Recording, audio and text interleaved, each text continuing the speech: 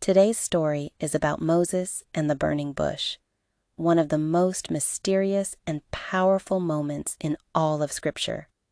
You'll hear about a place called Horeb. It was a dry, barren mountain in the wilderness. Nothing about it seemed sacred. Nothing about it seemed special. And yet, it's exactly where God showed up. Maybe you're in your own Horeb right now, a season that feels desolate, uninspired, or spiritually dry. You're doing what's necessary, just getting through the day. But it's in these wilderness places where life feels ordinary and unseen that God often chooses to break in. Horeb was dry, yes, but it was also the mountain of God. And maybe, just maybe, your current wilderness is about to become holy ground. Imagine this moment. You are staring at your phone screen at midnight again, scrolling through endless notifications, your mind racing with tomorrow's deadlines and unfinished projects. The weight of responsibility feels crushing. You know you were meant for something more, something significant. But fear whispers that you are not qualified, not ready, not enough. In that exhausted state between sleep and overwhelm. What if I told you that God's most powerful calling often comes not when we feel prepared, but when we feel most inadequate? Tonight we journey back 4,000 years to meet a man named Moses, whose encounter with the divine in the wilderness speaks directly to every soul wrestling with purpose, doubt, and the courage to answer when God calls your name. Moses had been running for 40 years. Once a prince of Egypt with every privilege imaginable, he now wandered the backside of the desert as a shepherd, tending his father-in-law's flocks under the scorching Midian sun. The man who once walked the marble halls of Pharaoh's palace now walked dusty paths with bleating sheep. His hands, which once held royal scepters, now gripped a weathered staff. This was not failure. This was preparation, though Moses could not see it yet. Sometimes our detours are divine appointments in disguise. In Exodus chapter 3, verse 1, we find Moses leading the flock to Horeb, the mountain of God. The Hebrew word for Horeb means dry or desolate place. Yet it would become the stage for one of history's most transformative encounters. How often does God meet us in our dry seasons, in the places where we feel forgotten and overlooked?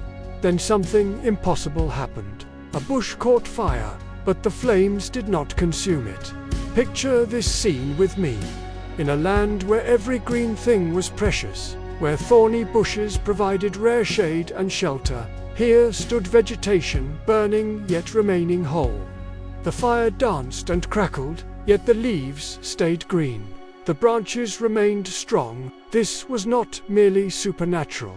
This was symbolic. God was revealing his nature through this miracle. He is the God who burns with passion and power, yet does not destroy. He refines without consuming.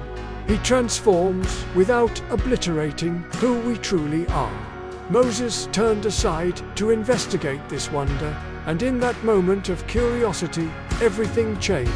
The ground beneath his feet became holy ground. God called his name twice. Moses, Moses, with such tenderness and urgency that Moses could only respond, "Here I am." But then came the moment that changes everything for every person who has ever felt inadequate for their calling. God revealed his plan. "I have surely seen the affliction of my people who are in Egypt, and have heard their cry because of their taskmasters. I know their sufferings, and I have come down to deliver them out of the hand of the Egyptians." Then came the devastating commission. "Come, I will send you to Pharaoh, that you may bring my people, the children of Israel, out of Egypt." Moses' immediate response reveals the heart of human nature when faced with divine purpose. "Who am I that I should go to Pharaoh and bring the children of Israel out of Egypt?" Do you hear that question echoing in your own soul? Who am I to start that business, to lead that ministry, to have that difficult conversation, to step into that role, to pursue that dream? Moses was asking the wrong question. The issue was never who Moses was. The issue was who God is. God responded with the most powerful promise in human history. I will be with you. 4 simple words that contain the entire foundation of faith. Not, I might be with you if you prove yourself worthy. Not, I will be with you once you figure it all out. Simply, without condition or qualification, I will be with you. But Moses was not finished with his objections. What shall I say to them when they ask your name? Even in his fear, Moses was thinking strategically. Names in ancient culture carried profound meaning, representing character, authority, and power. God's response shook the foundations of existence itself. I am who I am. Tell them, I am has sent you. The Hebrew phrase is YHWH, often pronounced Yahweh, meaning the self-existing, eternal, unchanging one. God was not just giving Moses a name, he was revealing that his very being is the source of all existence, all power, all authority. When you step into your calling, you are not stepping alone. You are partnered with the great I Am. Still, Moses resisted. What if they do not believe me or listen to my voice? Has there ever been a time where God interrupted your ordinary with a divine calling? Fear of rejection is perhaps the most paralyzing emotion we face in modern life. Social media has amplified this fear exponentially. We worry about being unfollowed, criticized, misunderstood, trolled, or ignored. Moses felt this same terror 4,000 years ago. God patiently addressed his fear by giving him miraculous signs. His staff became a serpent, then returned to wood.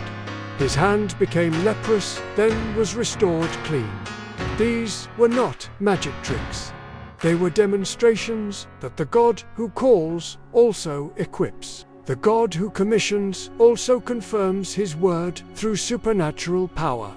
But Moses had one final objection, and this one cuts to the core of every human insecurity. Oh my Lord, I am not eloquent, either in the past or since you have spoken to your servant, but I am slow of speech and of tongue. Have you ever felt disqualified by your perceived weaknesses? Maybe you stutter when you speak publicly. Maybe you lack formal education. Maybe your past contains failures that seem to disqualify you from significance. Moses felt the weight of every inadequacy, every limitation, every reason why someone else would be better suited for this assignment. If this message is resonating with your heart right now, I encourage you to pause and share this with someone who needs to hear that God's calling is not dependent on human perfection. God's response to Moses reveals the heart of divine grace, who has made man's mouth, who makes him mute or deaf or seeing or blind. Is it not I, the Lord? Now therefore, go, and I will be with your mouth and teach you what you shall speak. God was not minimizing Moses' limitations. He was revealing that our weaknesses become the stage for his strength. The God who designed your mouth, your mind, your unique personality and gifts is the same God who calls you to purpose. He does not call the qualified, he qualifies the called. Your stuttering tongue, your shy personality, your unconventional background, these are not obstacles to God. They are opportunities for his power to be displayed through human fragility. Even after this incredible dialogue, Moses made one last desperate plea. Oh my Lord, please send someone else.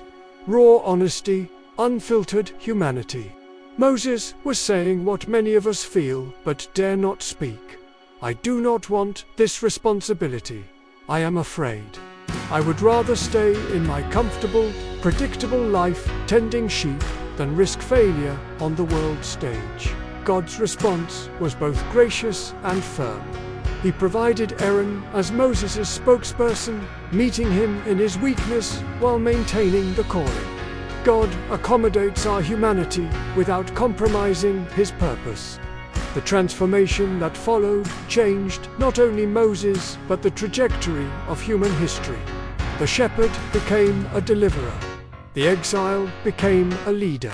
The man who claimed to be slow of speech spoke with such power that he confronted Pharaoh, the most powerful ruler on earth. Through Moses, God split the Red Sea, provided manna in the wilderness, and gave the 10 Commandments that still guide civilization today.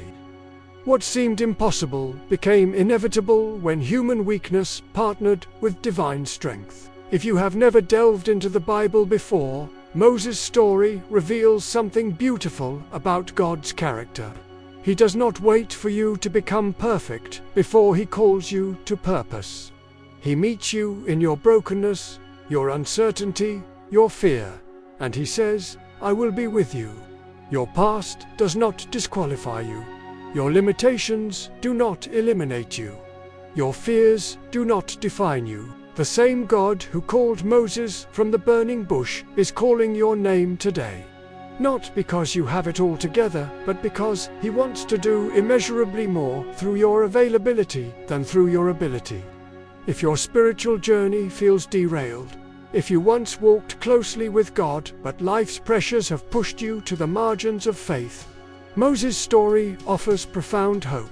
He spent 40 years in the wilderness before his greatest assignment began. Your detour is not your disqualification. Your delay is not your denial. God's timing is perfect, and his purposes are unshakable. The same fire that burns in the bush burns in your heart, waiting to be noticed. Waiting for you to turn aside from the ordinary demands of life and encounter the extraordinary presence of the living God. The burning bush teaches us that God's presence transforms ordinary places into sacred space. Your workplace can become holy ground. Your home can become a sanctuary. Your daily routine can become a ministry when you recognize that you are walking in partnership with the great I Am. The fire of God's presence does not consume what is good in your life. Instead, it purifies what needs healing and empowers what needs strengthening.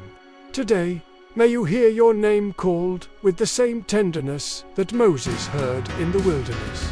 May you respond with the same honesty, bringing your fears, your doubts, your sense of inadequacy to the one who says, "I will be with you." May you discover that the very ground you stand on is holy, because the God of the burning bush has not changed. He is still the great I Am, still calling ordinary people to extraordinary purpose, still transforming weakness into strength, still turning exiles into deliverers. The question is not whether you are qualified for what God is calling you to do. The question is whether you will trust that the God who calls is faithful to complete what he begins. Will you turn aside from the familiar path to investigate the fire that burns but does not consume? Will you remove the shoes of self-reliance and step onto the holy ground of divine partnership? Will you say yes to the impossible, knowing that with God, all things are possible? Now let us end with a prayer. Divine Presence, I thank you for meeting me in the wilderness, not in my strength, but in my stillness. Where I have felt forgotten, you remind me I am seen. Where I have doubted my worth, you whisper, I will be with you. Today, I release fear and embrace the calling you've placed on my life. May I walk forward, not in my own power, but in partnership with the great I Am. I say yes to purpose, to transformation, to holy ground beneath my feet. For all this and so much more, I give thanks. And so it is. If this message has stirred something in your spirit, I invite you to like this video, leave a comment sharing how God is calling you to step into his purposes, and subscribe for more biblical truth that transforms ordinary moments into encounters with the extraordinary God. Remember, beloved, you are not walking alone. The same presence that met Moses in the wilderness is with you today, tomorrow, and always. Thank you for spending these moments with me today. I hope this story stirred something meaningful in your spirit, a reminder that even in times of worry, fear, or doubt, you are never alone. If this video brought you comfort or inspiration, I invite you to subscribe and stay connected. And if someone you love could use a little hope or joy today, feel free to share it with them. Until next time, may your path be guided by peace, love, light, and unity.